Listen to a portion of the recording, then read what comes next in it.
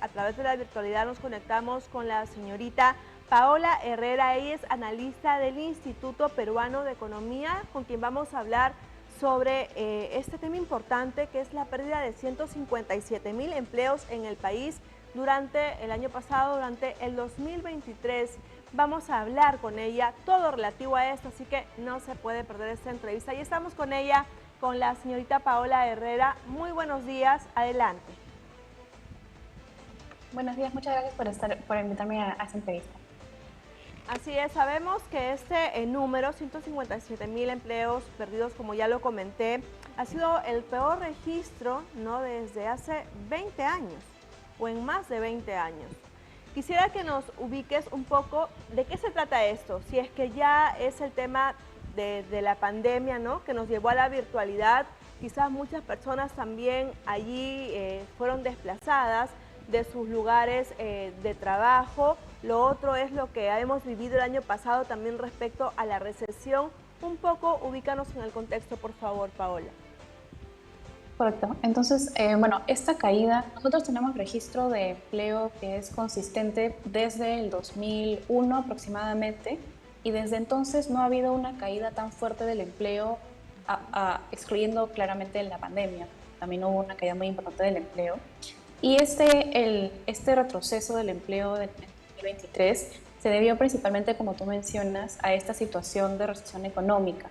La caída de sectores importantes, por un lado como el agro, que fue afectado por los fenómenos climáticos, afectó mucho, sobre todo en el norte. Lo que ocurrió, lo que más se vio afectado fue el agro moderno, el agro de exportación.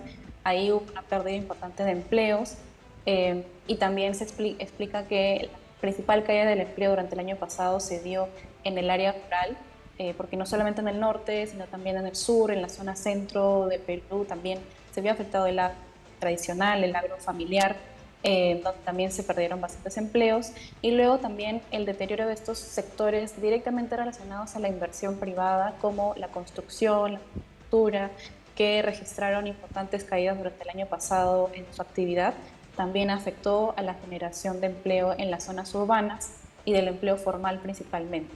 Entonces, es una suma de estos dos principales retrocesos económicos que se dieron el año pasado, y contrarrestado parcialmente por la recuperación todavía que veníamos jalando desde la pandemia del empleo en el sector servicios. El sector servicios es un sector que hasta el 2002 aún no recuperaba sus niveles de empleo de la prepandemia, y recién el año pasado lo hizo. Entonces fue el único, digamos, sector en donde creció el empleo, aunque ya a menores tasas, a menor ritmo que lo que debería ocurrir.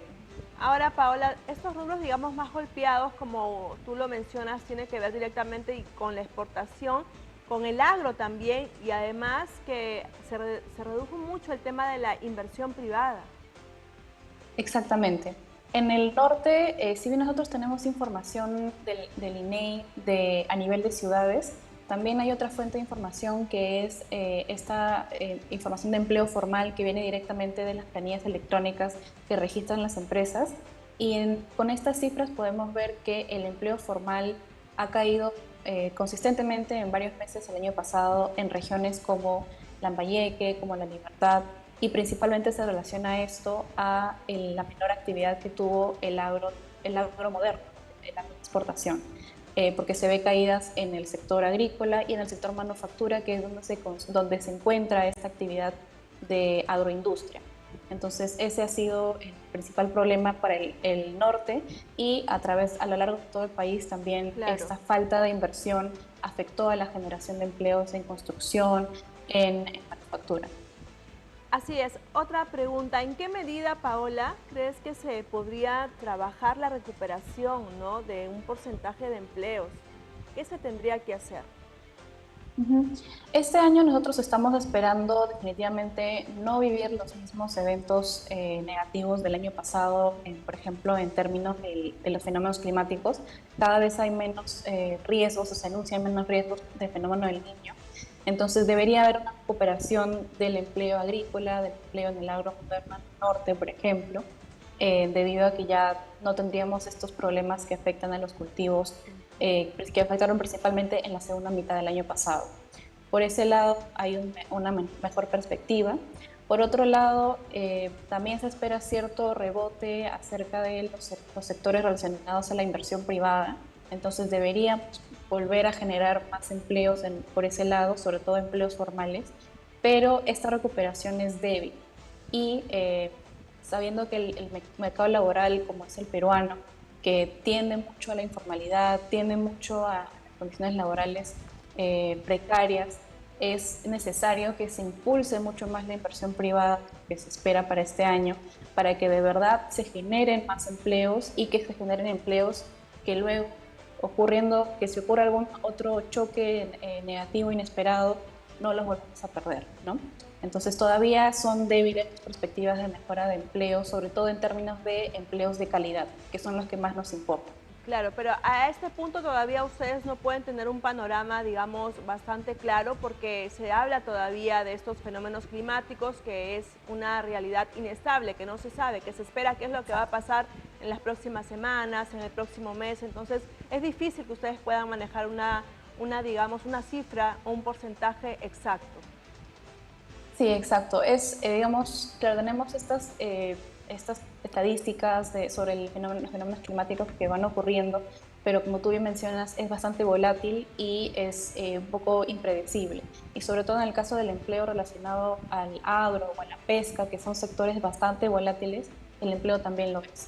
Entonces, ahí hay otro, digamos, factor por el que también deberíamos trabajar de cómo hacemos que los empleos que tienen estos sectores, ya sea en el agro moderno o en el agro familiar, mejoren su estabilidad y así mejoren la calidad de vida de tantas personas que se dedican a esta actividad. En todo el Perú es 1/5 de la población que se dedica a la agricultura, ya sea familiar o moderna, y es un sector demasiado importante también para el consumo de alimentos que ahora, bueno, estamos experimentando también esos efectos negativos, ¿no? Claro, pero ahí El, ingresa un trabajo, digamos, arduo del gobierno, ¿no? Con programas, en la forma en que se impulse y que también de alguna forma les ofrezca estabilidad para que puedan proyectarse estas familias que se dedican a estos rubros. Exacto. En el caso del agro moderno, por ejemplo, el Estado sí realizó buenas políticas hace unos 10 años en el que se promovió mucho más la inversión privada, se promovió la inversión, hubo este espacio apto para que más empresas puedan invertir, puedan generar empleos y así se construyó y llegamos a ser líderes en exportación en varios productos, ¿no? En arándano, mango, palta. Entonces, esa es la línea que deberíamos seguir siguiendo para poder no solamente fortalecer el agro que ya está bastante establecido en el norte, que todavía tiene mucho potencial, valga decir, sino que también para poder fortalecer el agro pequeño que todavía existe en la mayor parte del Perú.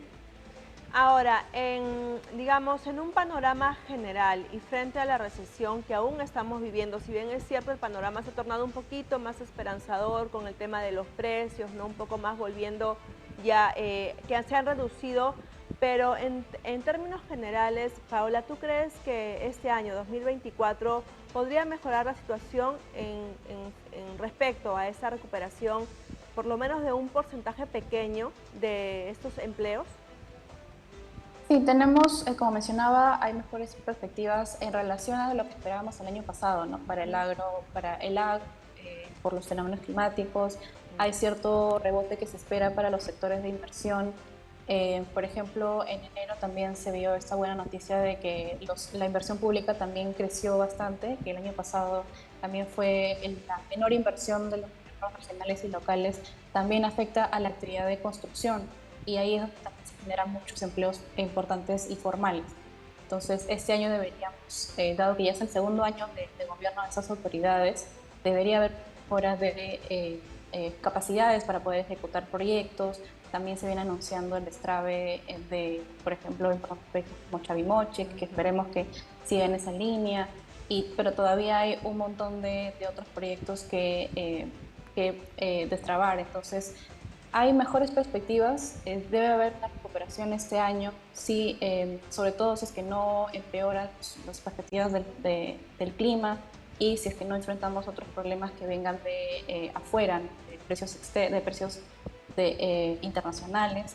Entonces, en esa medida tenemos una perspectiva mejor que la del año pasado, pero como mencionaba, no es el escenario más óptimo para que, por ejemplo, baje la informalidad o baje el subempleo. Todavía nos queda mucho por consolidar a nuestra economía, volver a regresar a esta época de bonanza económica en el que todos nuestros motores están activos, haya inversión, haya consumo y así, y también una buena situación fiscal, y así podamos generar empleos de calidad con mucho mayor ritmo, como fue hace, por ejemplo, 10, 15 años. Exacto. Y también el clima que sea favorable, por supuesto. Gracias, Paola Herrera, por todo lo aportado, por toda la información que nos has brindado el día de hoy. Quizá, como tú lo mencionas, este año pues no nos esperan las mejores condiciones, pero sí esperemos que mejore al menos algo. Muchísimas gracias, Paola. Muchas gracias por invitarme.